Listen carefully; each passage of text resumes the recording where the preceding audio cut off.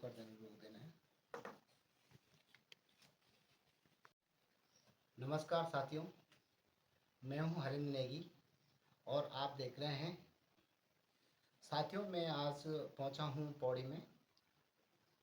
पौड़ी जिसे गढ़वाल कहा जाता है, और गढ़वाल, पौड़ी गढ़वाल जिसको मंडल राजधानी भी कहा जाता था, और मंडलीय राजधानी में जहां तमाम तरह के अधिकारी कर्मचारी और यहाँ तक कि कमिश्नरी हुआ करती थी, अभी भी है, लेकिन अधिकारी कर्मचारी यहाँ पे बैठते नहीं हैं। लेकिन हम लोग आज ज़रूर एक शख्सियत जिसे कहते हैं, एक इतिहासकार, खासकर मैं आपको अपना परिचय दे दूं कि मेरे गुरुजी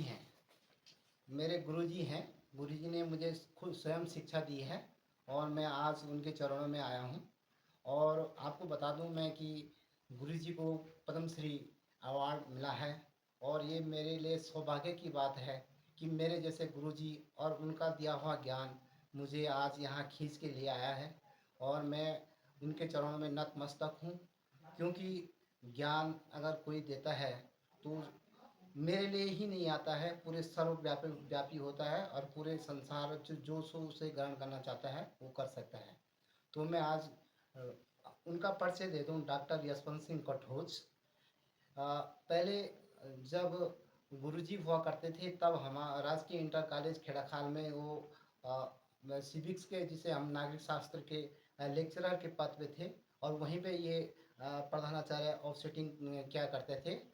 और उसके बाद ट्रांसफ़र होने के बाद मैं 1988-89 की बात करूं, गुरुजी वहां से 91 में वापस चले गए और मैं वहां से पास आउट हो गया। तो आज मैं 36 साल बाद गुरुजी को मिला हूं, और मुझे बड़ा सौभाग्य है कि मैं उनके चरणों में आया हूं। और गुरुजी से मेरे फ़ोन पे भी बात होती थी जब गुरुजी गांव में थे, तो गुरुजी ने मुझे कहा था कि मैं फरवरी फर्स्ट वीक में रुद्रप्रयाग यहाँ पौड़ी आऊँगा। तो मैंने रुद्रप्रयाग से फ़ोन किया था। तो गुरुजी, सब सर्वप्रथम तो आपको बहुत बहुत बधाइयाँ। और इस उम्र में आप जिस तरह से ये ज्ञान लोगों को दे रहे हैं, वो उस पूरे उत्तराखंड के लिए नहीं, पूरे देश के लिए, पूरे विश्व के लिए बहुत प्रेरणा स्रोत है। क्या कहेंगे? क्लिक करिए, बंद करिए एक बार। प्रियवर हरेंद्र, मेरा जीवन जो शिक्षक का था, मैंने 40 वर्ष शिक्षक का काम किया। बाद में मैं प्रधानाचार्य से रिटायर्ड हुआ। लेकिन मेरा जो लेखन था वो मेरी सर्विस के टाइम में भी जारी रहा, और सर्विस के टाइम में, अपनी सेवा काल में, मैंने कुछ साहित्य लिख चुका था। मेरी 95 में जब सेवानिवृत्ति हुई तो उस समय मेरी 2 पुस्तकें निकल चुकी थी। तो मैं आभारी हूँ अपने उस शिक्षक मंडल का, जिस अध्यापक मंडल में मैं रहता था। उन्होंने मुझे सहायता दी। मेरे बहुत से छात्र बड़े प्रतिभाशाली थे। उनमें वो मैं देखता था, बड़ी जिज्ञासा थी मेरे प्रति, और उनका प्रेम अभी तक जारी है।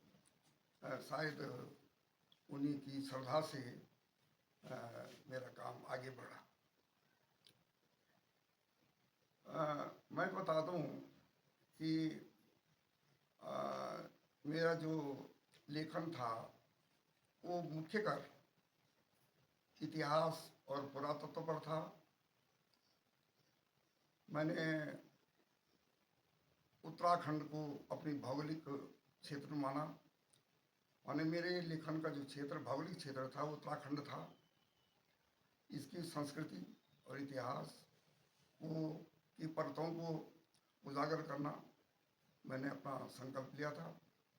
परंतु इसके साथ साथ एक काम और था जो कि मैं सन 1962 के करीब से कर रहा था। यद्यपि उसमें व्यवधान आता रहा क्योंकि सर्विस काल था, कभी ट्रांसफ़र हो जाते हैं, कभी कोई बात हो जाती है, व्यवधान होते रहे, परंतु वो काम था मेरा अ, भारतवर्ष का ऐतिहासिक स्थल कोश, माने dictionary of place names, historical place names. इस पर मेरा काम 62 से शुरू हो गया था। बीच में बहुत बाधाएं आई और अंत में 1912 में वो पुस्तक छपी। मेरे करीब करीब 25 वर्ष उस पुस्तक की रचना में लगे और वो पुस्तक जो थी अखिल भारतीय महत्व की थी। मेरा स्टडी अनुसंधान का क्षेत्र उत्तराखंड होते हुए इस पुस्तक के द्वारा मैंने पूरे भारतवर्ष की संस्कृति का अवगाहन किया और उसमें डूबकर मैंने अपनी संस्कृति, भारतीय संस्कृति के जो रत्न प्राप्त किए वो मेरी अमूल्य निधि हैं। मैंने पाया इन नगरों के अध्ययन से, जो प्राचीन नगर थे, कि कितने उनके घात और प्रतिघात हुए, उनका उत्थान हुआ, पतन हुआ, विधर्मियों ने उनको भूमिसात किया, धरती पर मिला दिया। परंतु आज बहुत से नगर पुरातत्व विभाग के उत्खनन से प्रकाश में आए हैं और उनका इतिहास हमारे सामने है। तो मेरी ये पुस्तक, मैं इसको एक मेरी सबसे अधिक शक्ति और समय इस पुस्तक पर लगा, इस स्थल कोश पे, और इसी का परिणाम ये हुआ कि बाहर के लोग, उत्तराखंड से बाहर के लोग मुझे एक भारतविद के रूप में, इंडोलॉजिस्ट के रूप में जानने लगे। गुरुजी, आपकी जो सबसे पहले तो मैं कहूँगा कि जो ये लास्ट कुछ क्षणों में, मतलब अंतिम क्षणों में, इतने वर्ष की तपस्या करने के बाद आपको पद्मश्री मिला, कैसा महसूस हुआ? और ये महसूस हुआ कि मैंने जो प्रतिज्ञा की थी, जो मुझे प्रतिफल मिलना चाहिए था, वो मुझे मिला? कई लोग ये प्रश्न वास्तव में करते हैं कि इसके लिए आपने क्या प्रयास किया, या इसके बाद, इसकी प्राप्ति के बाद आपको कैसा अनुभव हुआ। मैंने देखा कि एक तो मैंने कहीं लिखा भी, अपनी जीवनी में लिखा है कि पुरस्कार प्राप्ति के लिए मैंने कभी स्वयं प्रयास नहीं किया। मेरे मित्र कहते रहे, देहरादून में हैं, दिल्ली में हैं, कि आप किसी मंत्री के द्वारा, किसी राजनेता के द्वारा अपनी संस्तुति को भिजवाइए और आप पद्मश्री के लिए अभ्यर्थी बनेंगे, उसके लिए पात्र बनेंगे, जरा वो चाहिए संस्तुति। तो मैंने कहा कि मैं संस्तुति लेकर पद्मश्री प्राप्त नहीं करूँ। और इसी में बहुत से साल गुजर गए। कई लोग कहते रहे, पिछले सालों भी कहते रहे, लेकिन मैंने इसको साफ मना कर दिया, ऐसा नहीं हुआ। अगर वो मेरे काम का मूल्यांकन करेंगे तो मिलेगा। काम मैंने नहीं किया, इतना महत्वपूर्ण काम नहीं किया तो नहीं मिलेगा। लेकिन अंत में मुझे जब ये घोषित हुआ तो मुझे लगा, हर्ष हुआ, मुझे बड़ी खुशी हुई। लेकिन एक शब्द है हर्ष और हर्षातिरेक। हर्षातिरेक में ऐसा होता है कि हर्ष में आदमी उछलता है, कूदता है, लेकिन मुझे हर्षातिरेक नहीं हुआ, क्योंकि कुछ मुझे ऐसा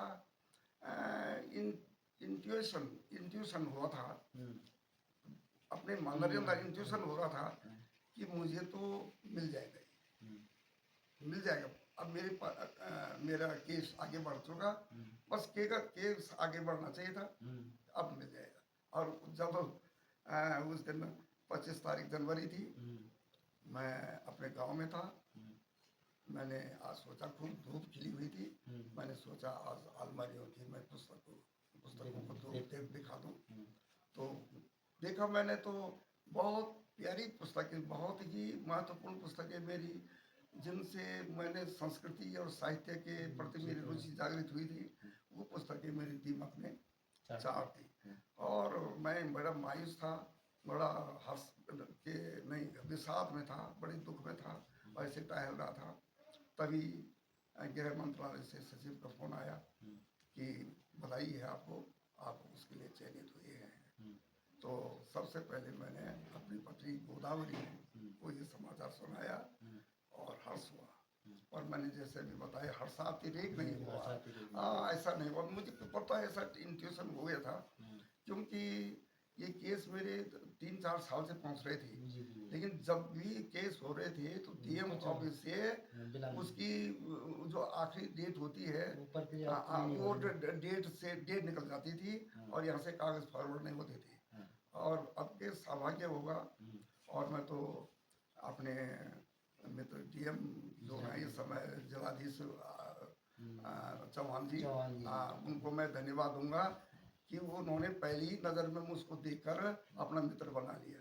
उन्होंने कहा कि आप अपनी पुस्तकें मुझे दीजिए, मैंने दी उनको, बहुत प्रभावित हुए और उन्होंने अपने स्टाफ से कहा कि ये ड्यू डेट से काफ़ी पहले इस काम आगे पहुंच जाना चाहिए। जब कागज बढ़ गए बस मुझे आश्वस्त हो गया और इंट्यूशन हो गया कि ये हो गया, मुझे मिल जाना चाहिए समय। तो मुझे खुशी हुई, बहुत अच्छा हुआ। आपकी जो पुस्तकें हैं मैंने देखा, आपने पुरातत्व के क्षेत्र में, इतिहास के क्षेत्र में, संस्कृत के क्षेत्र में, उत्तराखंड के जो बावनगढ़ हैं उनके बारे में जो पढ़ा है, ये सबसे ज़्यादा पढ़ने वाले आपने देखा हो कि हमारे भारत में सबसे ज़्यादा किस क्षेत्र में देखा आपने कि जो हमारे इतिहासकार हैं वो पढ़ते हैं ज़्यादा? वैसे गढ़वाल के तो पढ़ते ही हैं। देखिए हरेंद्र जी, बात ये है,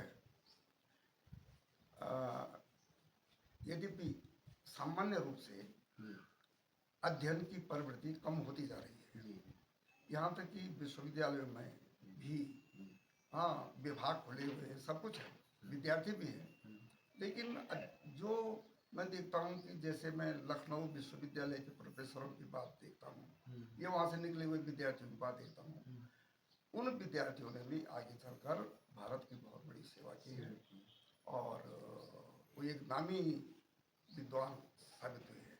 उसका कारण ये था कि उस समय एक डिवोशन था। ये क्षेत्र जो हिस्ट्री का है ये बड़ा इंटरेस्टिंग है।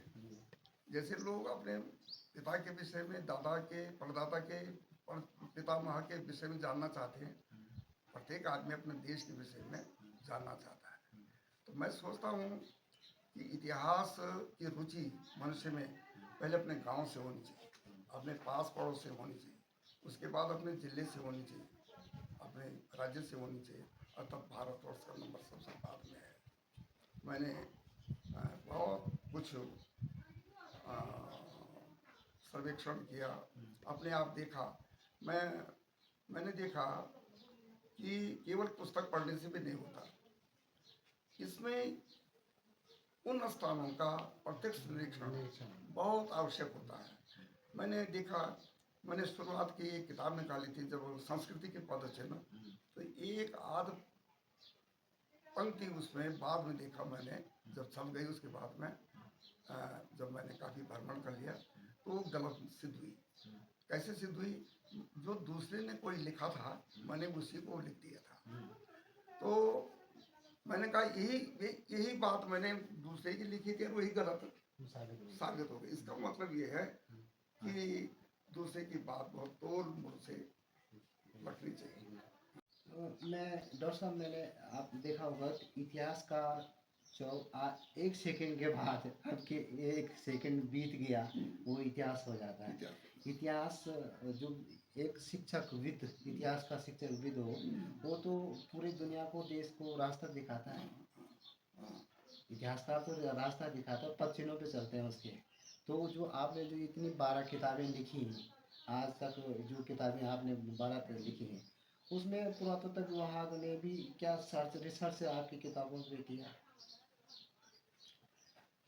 मेरी किताबें हैं, मैंने जितनी किताबें लिखी हैं 12 पुस्तकें वास्तव में लिख चुका हूँ।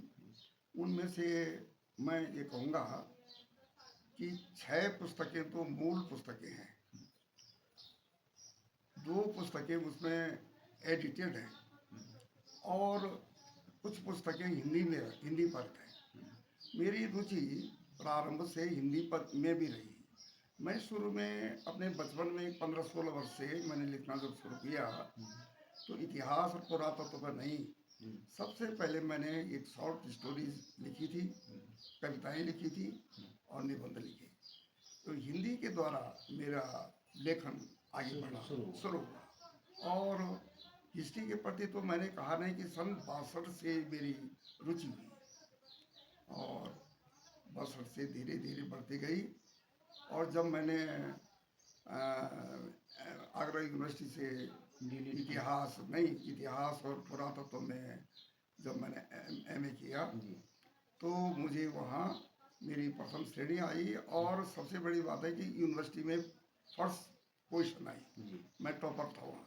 तो मैं गोपेश्वर में था तब। मुझे बहुत उत्साह मिला उससे और लोग मेरे पास आए, कई डिग्री कॉलेज के आए कि आपका कैसे ऐसे टॉपर होना ये बहुत बड़ी बात है। तो मेरी वहाँ पर वो थी रैक में पुस्तकें थी तो कहते थे देखिए इसमें तो संस्कृत की पुस्तकें भी हैं, संस्कृत भी काम आती है। फिर कुछ देखते टटोलते थे, ये तो बड़ी इंग्लिश की भी बड़ी मास्टरपीस किताबें हैं। तो मैंने कहा भाई इंग्लिश में है इसमें और संस्कृत में है इसमें, ये सब पढ़ती हैं। उदाहरण के लिए अमरकोश है। लोग सोचते हैं कि ये पंडितों की पढ़ने की चीज़ है, लेकिन अमरकोश जो है एक पर्यायवाची कोश है। जैसे इंद्र के उसमें 10 नाम मिलेंगे और उसमें वायु के 7-8 नाम मिलेंगे, ऐसे कोश है। तो मैंने सबसे पहले उसको खरीदा, इसलिए खरीदा था जो मेरा शब्द स्थल कोश बन रहा था उसमें मुझे उन पर्याय शब्दों की जरूरत थी। जैसे माना मैं नर्मदा नदी पर काम कर रहा हूँ, उस पर शोध कर रहा हूँ, तो मैंने उसमें पढ़ा अमरकोश में कि रेवा तो नर्मदा सुमद भवा मेकल कन्या, माने रेवा तो संस्कृत में है, वो अमरकोश संस्कृति में है कि रेवा तो नर्मदा जो का दूसरा नाम ही रेवा है, उसी का नाम मेकल कन्या का है, उसी का नाम सुमद भवा। तो एक पुस्तक में हमको ये मिल गया। फिर मैंने कई पुराण पढ़े, मैंने 18 के 18 पुराण पढ़े और संस्कृत का साहित्य। मुझे उन पुराणों की कथा आज भी याद ना हो, लेकिन मैंने उनको भौगोलिक दृष्टि से पढ़ा था अपने कोश के लिए। तो इससे उस पुस्तक को जो पुस्तक मैंने बताई स्थल कोश जो मेरा, उसने मुझे बिल्कुल भारतीय संस्कृति की तरफ उन्मुख किया। मैं उस पुस्तक से ही मैं आगे बढ़ा, फिर पीएचडी में किया, फिर उससे मैं उत्साहित हुआ, उसमें हुआ तो पुरातत्व में ही मैंने गढ़वाल के पुरातत्व पर मैंने काम किया।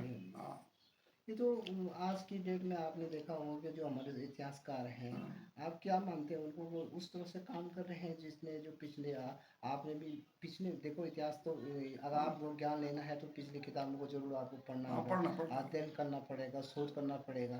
क्या जो हमारे इतिहास है आज के डेट में हम देख रहे हैं कि हमारी जो संस्कृति है वो बिल्कुल विलुप्ति की ओर है, चाहे हम पाश्चात्य संस्कृति के पास चले जा रहे हैं, लेकिन जो इतिहासकार हैं वो इस तरह के पद चिन्हों पे चल रहे हैं जो पुराने इतिहासकारों के साथ हैं। उनमें से कोई और अच्छा कोई उभर के आए हैं जिसने ऐसा शोध करके दिया हो?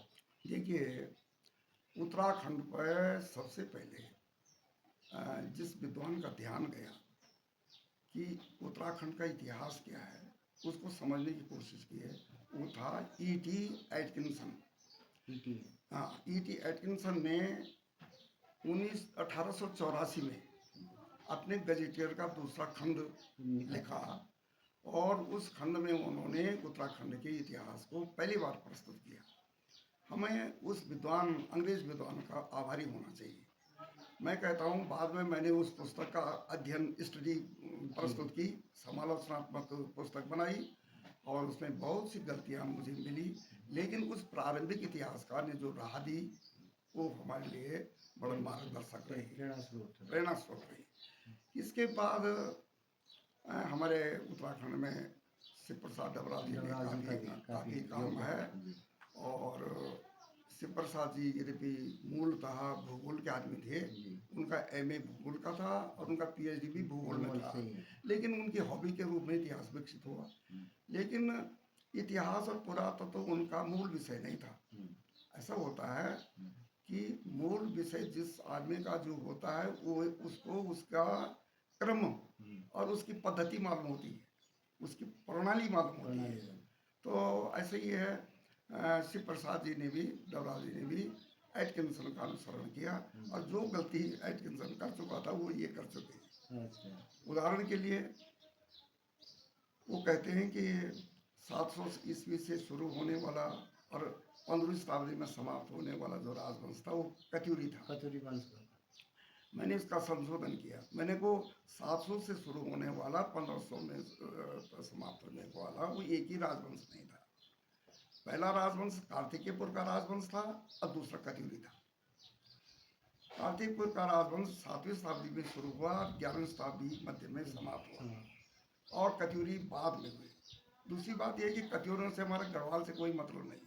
कत्यूरी कुमाऊं में उदित हुए, वहीं उनका कार्य क्षेत्र रहा, उनका शासन क्षेत्र रहा और वहीं वो चंदों के द्वारा विलुप्त हुए। तो मानस खंड में उनका वर्णन आता है क्या? नहीं, मानस खंड तो एक धार्मिक पुस्तक है। हमारा जो गढ़वाल पर केदार खंड है खंड और मानस खंड और कुमाऊं पर जो मानस खंड है ये धार्मिक ग्रंथ है। इसका नाम असली नाम इसका महात्म्य ग्रंथ, महात्म्य। उसमें उसके कर्ताओं ने, उसके जो कर्ता थे उनका दृष्टि केवल हर हर रज रज में उनको शिव के दर्शन होते थे है। उन्होंने बल्कि बहुत से नए शिव मंदिरों का भी नामकरण किया, जैसे जो हमारा बिनसर का मंदिर है, बहुत प्रख्यात मंदिर है और जिसको कि पौरव ताम्रपत्रों में वीरणेश्वर कहा गया है। वीरणेश्वर, हाँ। तो जब वो विद्वान, वो जो कोई केदारखंड का कर्ता कोई था, जो वो जब बिनसर की तरफ गया तो ज़्यादा उसको उस समय पौरव ताम्रपत्रों का पता नहीं था। उसने पूछा, लोगों से पूछा बिनसर इसका नाम है, तो उसको लगा कि बिनसर तो कोई संस्कृत का नाम नहीं है, तो उसने उसका नाम अपनी किताब में रखा वन्यश्रीकेश्वर। अच्छा, वन्यश्रीकेश्वर माने वन्यश्री कहते हैं वन की शोभा, बढ़ाने वाला, वन की शोभा में निवास करने वाले शिव महादेव। लेकिन उसको अगर पौरव दान पत्रों का होता तो उसमें तो उसका नाम वीरणेश्वर स्वामी था। तो इस प्रकार से उसने बहुत से लोकल नामों पर संस्कृतिकरण किया और ऐतिहासिक पुरुष नहीं था वो, उसकी दृष्टि धार्मिक थी। मैं तो अभी वो कर रहा था। मैं आपको एक थोड़ा सा बीच में रोक के पंचमुखी शिवालय की बात आती है तो आप जैसे खेड़ाकाल में रहे, ओस वाले क्षेत्र में रहे, तो खेड़ाकाल में एक बचनसू में मड़ महादेव में, तो उसकी जो लिपि है वो लिपि अभी भी नहीं पढ़ी जा रही है और वो कहते हैं कि उत्तर भारत में केवल एक ही पंचमुखी शिवालय है। तो मैंने वो स्थानीय लोगों से भी निवेदन किया था कि हमारे डॉक्टर यशवंत सिंह कठोर जी हैं, उनसे अगर इस इतिहास को पढ़ा जाए तो वो इस लिपि को पढ़ सकते हैं। जैसे आपने देखा होगा पिछले बार नारी क्षेत्र में आप लोग गए थे, नारी वाले में देखा था और ये बद्रीनाथ वाले में भी आपने शोध जो भी किया है वहाँ के लोगों, स्थानीय लोगों को बताया। तो मैं आपको बीच बीच में, तो इसमें क्या ये सही है कि जो जैसे बिनसर का नाम आए तो ऐसे पंचमुखी शिवालय का नाम ये मणमहा महेश्वर? देखिए, शिव कला में, आर्ट में, कला में शिव का जितना वर्णन है और चित्रण है उतना मेरी समझ से किसी दूसरे देवताओं का नहीं है, क्योंकि शिव के दो रूप हैं। हमारे कला में शिव दो रूपों में प्रदर्शित है, लिंग रूप में और पुरुष रूप में। लिंग रूप, जो लिंग है शिव का, उसको बेर कहते हैं संस्कृत में, बेर। तो लिंग का कहते हैं, तो वो उसको कहते हैं बेर मूर्ति, उसको कहते हैं निष्कल मूर्ति। निष्कल। निष्कल माने अमूर्त। हाँ, जिसका कोई हाँ, उसको केवल शिव का एक ज्वाला पुंज, ज्वाला स्तंभ माना गया है और एक प्रतीक है। जैसे बौद्ध धर्म में सबसे पहले बुद्ध की मूर्ति नहीं बनी, और तो वहाँ कमल पुष्प के द्वारा, पादुका के द्वारा हैं ये प्रदर्शित की गई। हाँ, प्रतीक रूप में, प्रतीक रूप में पूजा जाता है। शिव भी, शिव की वो मूर्ति जो बेर है माने लिंग है, वो निष्कल लिंग कहते हैं उसको, और वो उसका प्रतीक रूप है। ये सबसे पुरानी मूर्तियाँ हैं। लेकिन बाद में जो उसकी साकार मूर्तियाँ हैं, जैसे चंद्रशेखर है, उमा महेश्वर है, और ये उसको किसी दैत्य को मारते हुए ऐसे रूप हैं। ये साकार मूर्तियाँ हैं। आपने पंचमुखी की बात की है ना, वो पंचमुखी शिव के, ऐसा है शिव का जो लिंग होता है, उस लिंग पर 5 शिव के मुख लिखने लेते हैं। उनमें ऐसे मैं बोल रहा हूँ, लेकिन एक है उसमें तत्पुरुष, एक है उसमें अघोर, एक है उसमें सद्या, और एक चौथा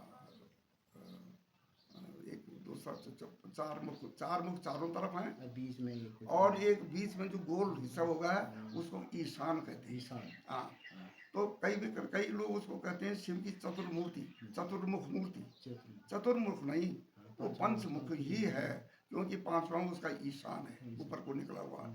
तो आप जो महल की बात कर रहे हैं, मढ़ की, मढ़ में शायद मैंने खेला खाल से गया था तो देखा था मैं, मढ़ में है, गढ़वाल में और कुमाऊं में बहुत सी हैं ये मूर्तियाँ। जैसे गोपेश्वर में ऊपर तिवारी में वही मूर्ति रखी हुई है, जिसको रुद्रनाथ के नाम से पूजते हैं।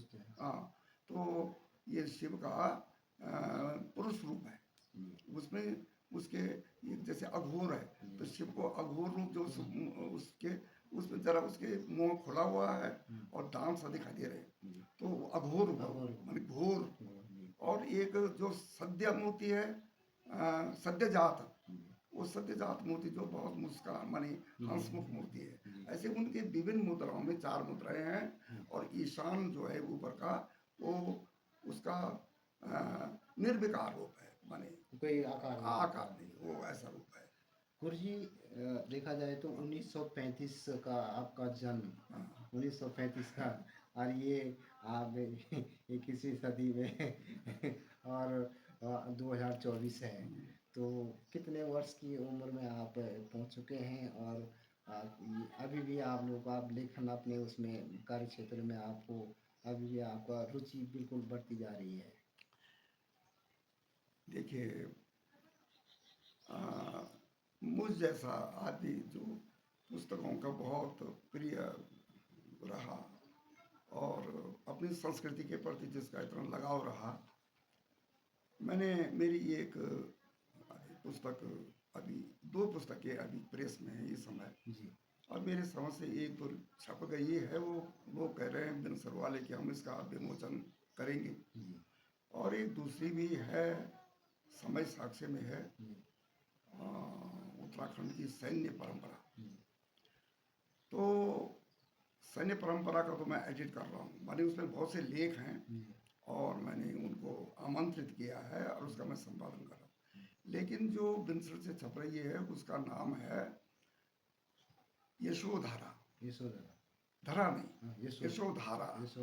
यशोधारा का इसका कई अर्थ हो सकते हैं, उसको साहित्यकार उसके 2-2, 3-3 अर्थ कर सकते हैं, लेकिन मेरा मतलब ये जो हमारा जिस बिनसर की आपने बात की थी, वैसी बिनसर की, तो जो जैसे हम लोगों ने खाली सुना है अभी इतिहास के बारे में, उसके बारे में तो मैंने कि जिसे आपने यशोधरा बोला है, तो जिसमें उसमें वर्णन भी है कि बोलते हैं कि यहाँ पे दूध की धारा निकलती थी। तो क्या उस देवभूमि में है, और खासकर उस जहाँ देवताओं का वास्ता भी रहा होगा, कि वर्तमान समय किस युग में ये समाप्त हुआ होगा? देखिए, ऐसा है कि पुरातत्व एक विज्ञान है जिसमें कि मूर्ति विज्ञान है, मुद्रा शास्त्र है, लिपि शास्त्र है, और पैलियोग्राफी है, एपिग्राफी है, न्यूमिस्मेटिक है, माने सब विज्ञान है ये। मेरी दृष्टिकोण, पुरातत्व ने मेरा दृष्टिकोण वैज्ञानिक कर दिया है। मैं जो वैसी लोक में फैली हुई जो कथाएं हैं उन पर मैं ज़्यादा विश्वास नहीं करता। आप देखते हैं गोपेश्वर में कहते हैं कि यहाँ पर जंगल था और ऊपर लिंग था वहाँ पर जंगल में, और गाय चरने को जाती थी, और ये गाय जो है शाम को दूहते थे तो वो तो दूध ही नहीं देती थी। क्यों नहीं देती है भाई? कि इसलिए नहीं देती, दूसरे दिन देख जाके उसके पीछे पीछे देखा उन्होंने कि वो गाय जंगल में शिव की लिंग के ऊपर दूध चढ़ाती। मेरी पोस्टिंग उसमें हुई नैनीताल जिले में हुई, तो वहाँ भी बहुत से मंदिरों में वहाँ के लोगों ने कहा कि यही कथा उन्होंने सब जगह ये किंवदंती बन गई ना, इन पर हम विश्वास नहीं करते। बात इतनी काफी है कि उस समय गोपेश्वर ना तो आज जैसा गांव था, केवल मंदिर था, मंदिर के पुजारी थे, उसके कार्यवाही थे, और काफी रमणीक स्थान रहा होगा, गाय भी चरती होंगी। लेकिन ये कथा है तो आज तो उसको आज फिर जोशीमठ की जगह पे ज्योतिर्मठ लिख दिया गया है। और जो कि गोपीनाथ मंदिर या जिसे कहते हैं कि भूवैकुंठ की भूमि है, और इसे ज्योतिर्मठ कहा गया है। अच्छा, ये आपने बहुत अच्छा प्रश्न किया। परसों मैं यूट्यूब में देख रहा था कि मुख्यमंत्री धामी जी ने वो स्वीकृति संशोधन करवा दिया सरकार से, नोटिफिकेशन जारी हो गया कि जोशीमठ का नाम जो है ज्योतिर्मठ होगा। मैंने कहीं नोट भी किया है उसको, और मैंने कहा मैं इसको फोन के ही द्वारा मैं इसका करूँगा, प्रतिवाद करूँगा। ऐसा है कि धामी जी हैं, नेता हैं, और वो चाहते हैं कि जो जनता ने कहा वो उसको मान लेते हैं। लेकिन इन बातों में होना ऐसा चाहिए कि कुछ विद्वान लोगों की राय ले लेनी चाहिए। लोग देखिए, जोशीमठ ज्योतिर्मठ का अपभ्रंश नहीं है, या जोशीमठ का शुद्ध रूप ज्योतिर्मठ नहीं है। शंकराचार्य का जो डेट है वो अंतिम डेट है उनकी 820 से पहले भी वहाँ वही जोशी नाम था। शंकराचार्य के आने से पहले भी उस स्थान का नाम जोशी था। हाँ, बल्कि ताम्र पत्रों में लिखा हुआ है योशी लिखा हुआ है। योशी माने जोशी, जा का या का जा हो जाता है, तो योशी लिखा हुआ है। कार्तिकेयपुर के जो राजा हैं, सुभिक्ष राजदेव हैं, ललित सूर देव हैं, भूदेव देव हैं, इष्टगण देव हैं, इन सब के ताम्र पत्रों में उसका नाम योशी लिखा हुआ है। तो योशी नाम शंकराचार्य के आने से पहले का है। योशी माने जोशी। तो जो बाद में शंकराचार्य ने वहां पर मठ बना दिया तो वो योशी मठ हो गया, माने जोशी मठ हो गया। लेकिन ज्योतिर्मठ नाम ज्योतिर्मठ का अपभ्रंश जोशी मठ नहीं है, मूल तो योशी है। और योशी पहले से चला आ रहा है, शंकराचार्य से पहले से। डॉक्टर साहब, अगर मैं बात करूं, आपका मूल गांव जैसे आप मासों है, और आप लोग वर्तमान समय में पौड़ी में रहते हैं, और यहाँ पे आपको लेखन की मतलब अच्छा जो पौड़ी जो जगह है उसका भी अपना अपना महत्व है। तो मासों में आपका जन्म 1935 में जी, तो आपका परिवार कैसा था पहले से? आप और शिक्षा के क्षेत्र में कैसा दिल, फिर आगरा से पढ़ाई, डीलिट की उपाधि, और इस क्षेत्र में आना, फिर कभी ऐसा नहीं हुआ कि यार मैं इतिहासकार बनना चाहता हूँ लेकिन आपने शिक्षा को छोड़ के अगर मैं डायरेक्ट इसी में चले जाऊँ, ऐसा कुछ मन में नहीं है कि घर की स्थिति के कारण ऐसा हो? देखिए, कभी मानते हैं हम लोग कि आप तो जिस पद पे थे, आप जो चीज़ें आपने लिखी वो इतिहास में, मुझे तो लगता है कि आपको कहीं और जगह होना चाहिए था, ऐसा अगर शिक्षा के क्षेत्र में नहीं रहते तो। ठीक है, ऐसा हुआ कि पुरातत्व और इतिहास में मेरी इतनी अभिरुचि बढ़ गई थी कि मैं पुरातत्व विभाग में ही रहना चाहता था। मैं आपको बताऊं कि गोपेश्वर में था मैं तब, तो उस समय लोक सेवा आयोग की पोस्ट निकली आरओ की। आरओ माने रजिस्ट्रेशन ऑफिसर पुरातत्व में होते हैं। उनका काम ये होता है कि प्रत्येक मंदिर में जाना और वहाँ की जितनी मूर्तियाँ हैं उनकी फ़ोटो लेना और उसके दो दो तीन तीन प्रति बनाना, एक पुजारी को दे देना, बाकी अपने रिकॉर्ड में रखना। तो पुजारी को इसलिए देते हैं कि भाई अगर इनमें से इस लिस्ट में से इन फोटो में से कोई गायब हुई तो तुम जिम्मेदार हो। तो चूंकि मेरी रुचि थी और गेस्टेड पोस्ट थी, तो गोपेश्वर से मैं इलाहाबाद गया, कमीशन की पोस्ट थी। तो मैं जब मैं उनके यहाँ गया, प्रोफेसर JS नेगी, हाँ जसवंत सिंह नेगी प्रोफेसर, इलाहाबाद के माने हुए प्रोफेसर माने जाते हैं। और ऐसा है कि जहाँ मैं टिका हुआ था वही उसी के नज़दीक वो थे। तो वो कभी कार नहीं थी उनके पास, बस एक रिक्शा था और हम रिक्शे में ही बैठ के दोनों आदमी, मतलब गोपेश्वर में रिक्शा ना गोपेश्वर में नहीं, इलाहाबाद ये इंटरव्यू के लिए गए। जी जी। तो रास्ते में उन्होंने कहा, प्रोफेसर नेगी जी ने, कि आप कहाँ आए हैं। मैंने कहा मैं यहाँ पर एक आरओ का वो है इंटरव्यू, उसमें जा रहा हूँ और उसमें मेरा ये मेरे MA का सब्जेक्ट है। ऐसे मैं अगर यूनिवर्सिटी में टॉपर रहा तो मैं चाहता हूँ मैं इसी विभाग में काम करूँ। तो रिक्शे में ही बैठ के उन्होंने, प्रोफेसर साहब ने कहा आप नहीं चुने जाएंगे इसमें। मैंने कहा कैसे? उन्होंने कहा 6 टेक्निकल पोस्ट हैं पहले से, 6 टेक्नीशियन हैं पुरातत्व में। उनका बहुत दिन से लड़ाई है कि हमारी नेक्स्ट प्रमोशन की कोई पोस्ट नहीं है, हमको प्रमोशन तो होना चाहिए, केवल आरओ है।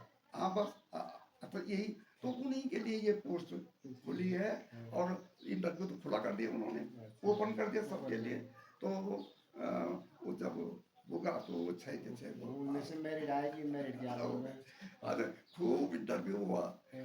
लखनऊ विश्वविद्यालय के फिर कौन दीक्षित थे वहाँ, प्रोफेसर दीक्षित, उन्होंने मुझको अशोक के शिलालेखों पर फलाने क्या क्या प्रश्न नहीं पूछे, लेकिन मेरा नॉलेज उस समय बिल्कुल ताज़ा था।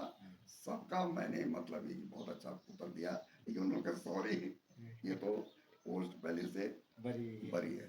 इस पर मैं जाना चाहता था, मैं उसमें जाता तो मैं कहता हूँ कि अब अपने मुँह से क्या कहूँ, लेकिन मैं बहुत अच्छी पोस्ट से ही रिटायर्ड होगा।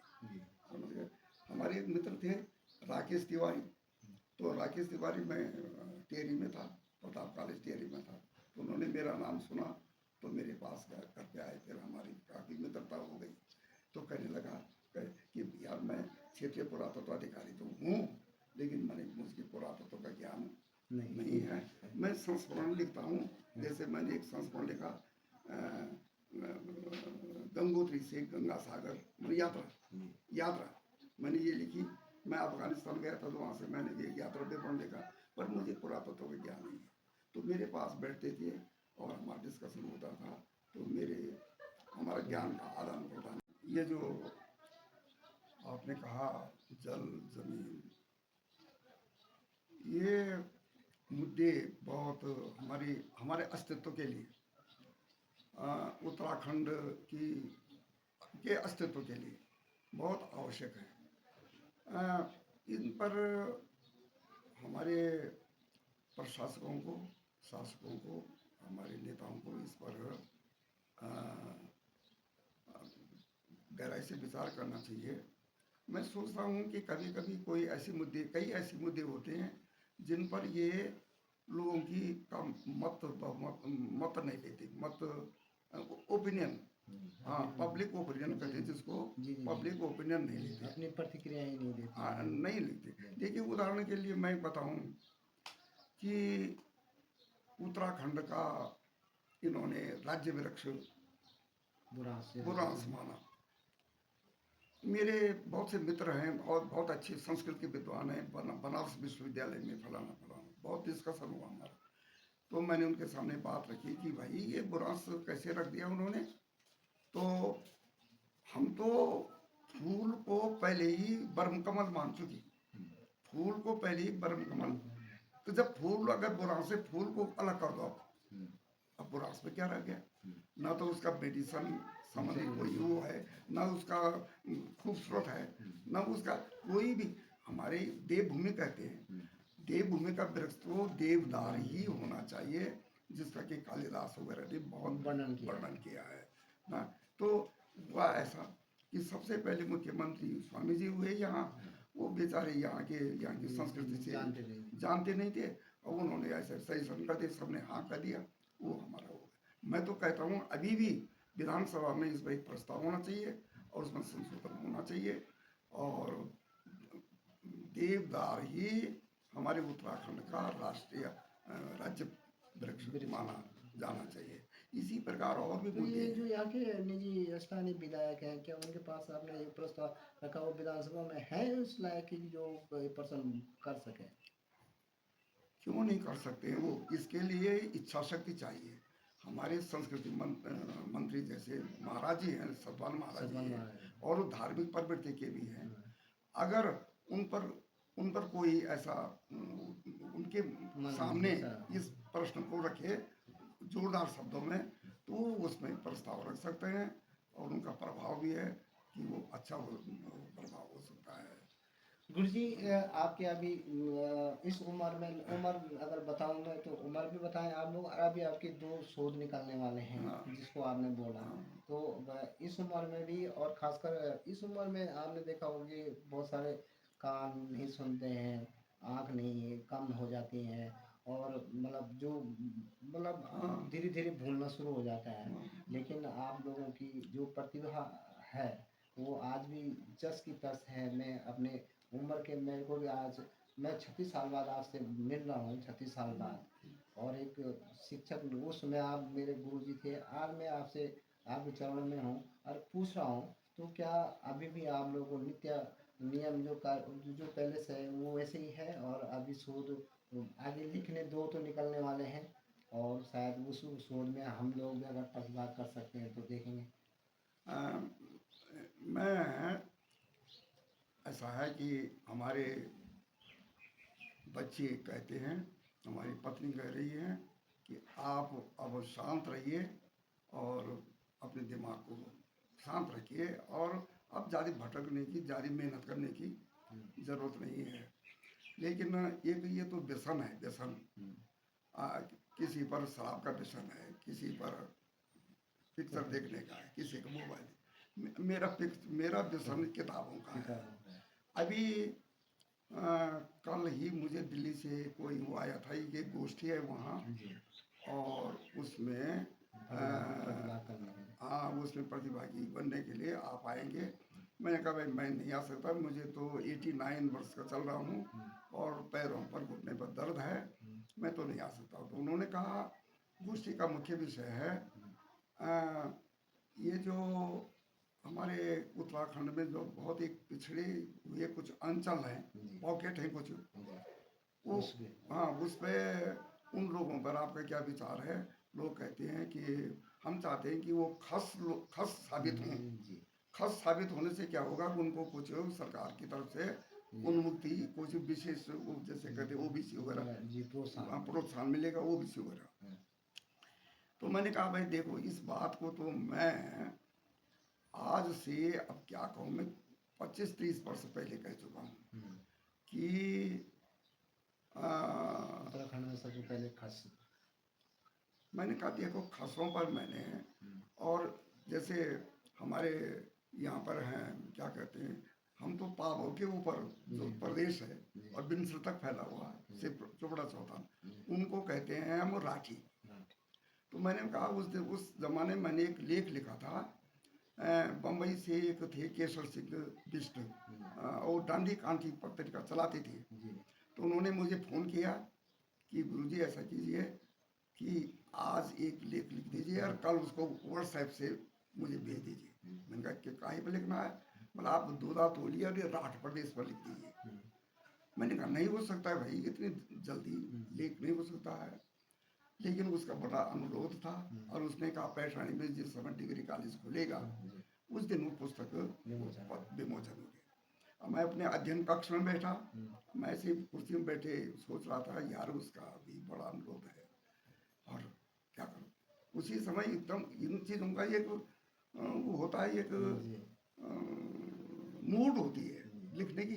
पक्का हाँ, तो मैंने एकदम से कागज पेंसिल लिया और शीर्षक रखा कि स्वाभिमान से बोलिए हम राठी है। जी उसका शीर्षक था लेख जी स्वाभिमान। और लोग हम राठी बोलने में वो अपने को जरा सा, अच्छा अभी भी वो जैसे और बहुत अभी भी सारे राठ क्षेत्र ऐसा है, राठ क्षेत्र ऐसा है और राठी है, मतलब राठ के मतलब वो पिछड़ा क्षेत्र है, पिछड़ा क्षेत्र है, इंटीरियर है।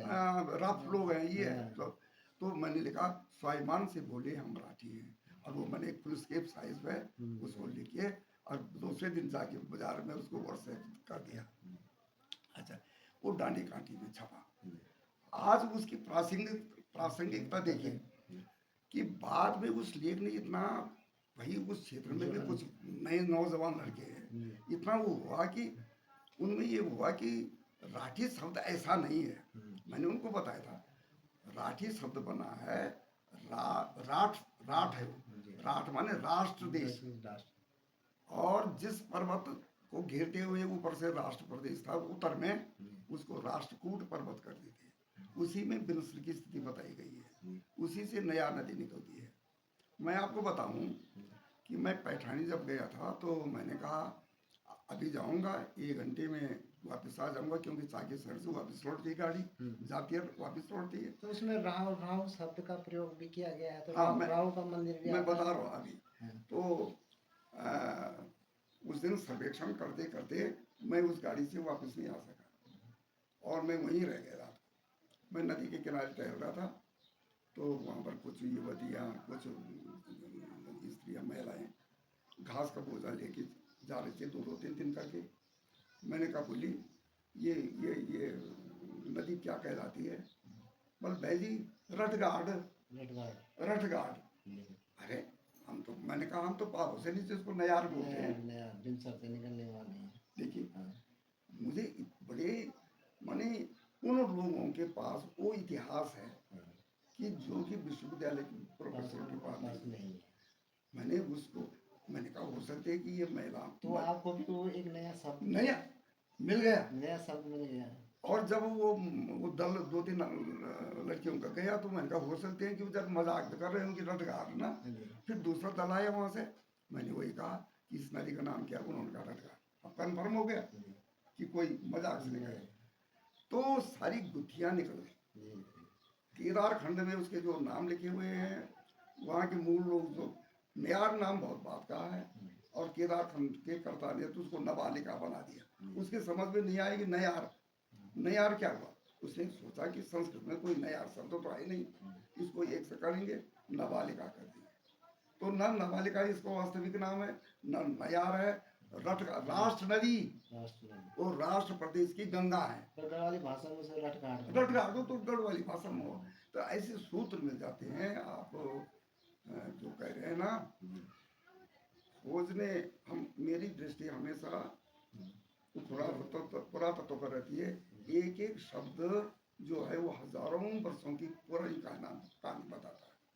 गुरु जी, ये जो पुरातत्व विभाग है हमारा, जो उत्तराखंड का जो पुरातत्व विभाग है, वैसे तो राष्ट्र का पुरातत्व विभाग है, लेकिन हमने देखा, अपने शोध में देखा कि जो पुरातत्व विभाग वो उतना काम नहीं कर पा रहा है। देखिए काम, अगर इनके दफ्तर में जाओ तो वो कागजों में डूबे रहते हैं। ऐसा मालूम होता है कि 50 काम है इनके पास। उनके जो डेली रूटीन है उसमें तो कागज पत्र चलते ही रहते हैं। लेकिन हमारी दृष्टि में वास्तव में आप देखिए कि कर्ण आश्रम इतना महत्वपूर्ण जगह है।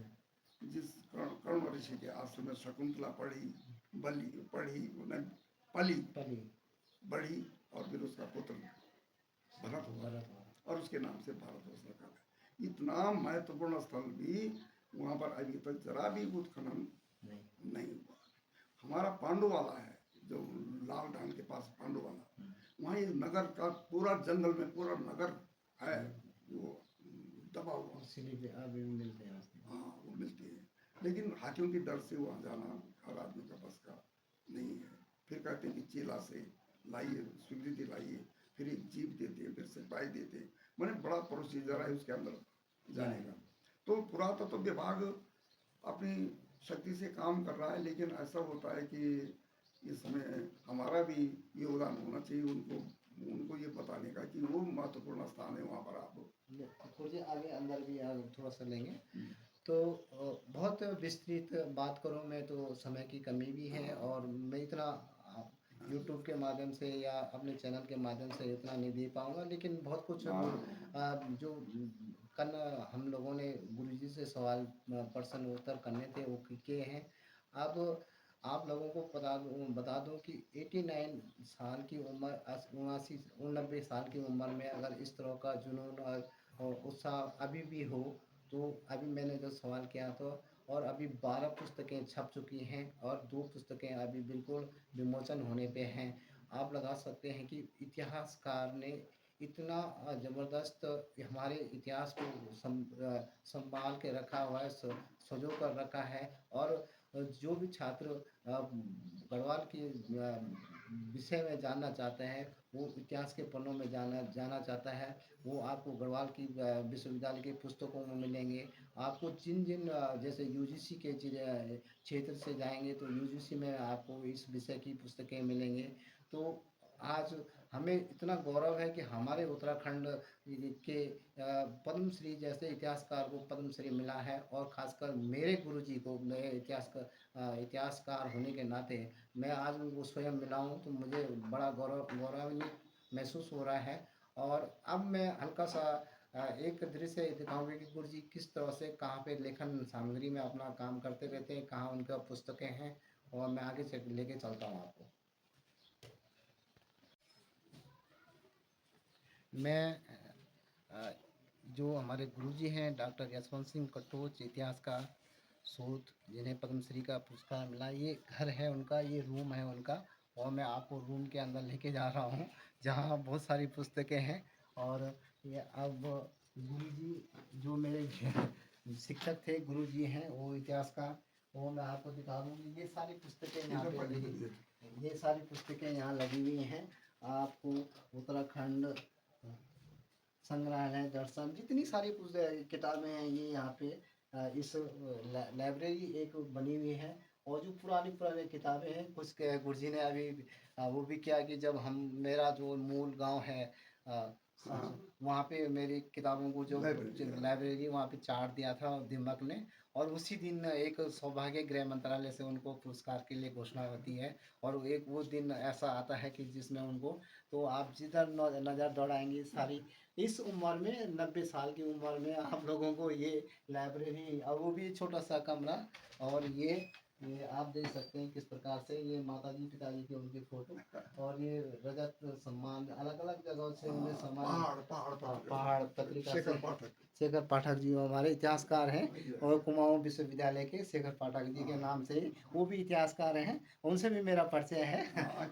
और वो जब मेरे को केदारनाथ में गया था तो खुद केदारनाथ में उन्होंने कहा था कि ये केदारनाथ को जिस तरह से हर आदमी आ रहा है कि कितने नज़दीक से जाऊँ और जल्दी जाऊँ, केदारनाथ को रौंदते हुए शब्द का यूज प्रयोग किया था उन्होंने, कि कोई घोड़े से आ रहा है, कोई डंडी से आ रहा है, कोई केदारों से हेली से आ रहा है और उसे रौंदते हुए चला जा रहा है। तो एक उन्होंने मुझे बहुत अच्छा इतिहास के बारे में जानकारी, ये लाइब्रेरी आप देख सकते हैं। और इंदिरा गांधी, स्वर्गीय इंदिरा गांधी जी की है जो हमारे प्रधानमंत्री, और डॉक्टर बोरा जी मुझे पिथौरागढ़ में ये उन्हें मोतीलाल राज्यपाल उत्तर प्रदेश के, उन्होंने ये पुरस्कृत किया है। ऐसा यहाँ पे ताम्रजी जितने भी प्रस्तुति पत्र हैं, ताम्र पत्र, वो आप देख सकते हैं। और मैं आपको लेके चलता हूँ ये लाइब्रेरी, यहाँ पढ़ने का बड़ा शौक गुरुजी को, और एक छोटा सा कमरा, और ये जो पुरस्कार है ये बड़ी, फिर यहाँ लाइब्रेरी इन किताबों में, मतलब रात दिन इस उम्र में आप खासकर हर कोई इस तरह से नहीं जूझता है, लेकिन एक इतिहासकार और हमको उत्तराखंड को और पूरे देश को ये चीज़ दे रहे हैं, तो इससे बड़ी बात क्या होती है कि हमको उत्तराखंड के विषय में जानकारी देना, इतिहास की जानकारी देना। आज की उम्र 90 साल की उम्र में और 2 पुस्तकें छप रही हूँ, और अभी लेखन की बिल्कुल पर है। अब ये पुरस्कार जो महामहिम राष्ट्रपति डॉक्टर मुर्मू जी द्वारा द्रौपदी ये स्वयं ये पुरस्कार मिला हुआ है पद्मश्री के पुरस्कार डॉक्टर साहब को।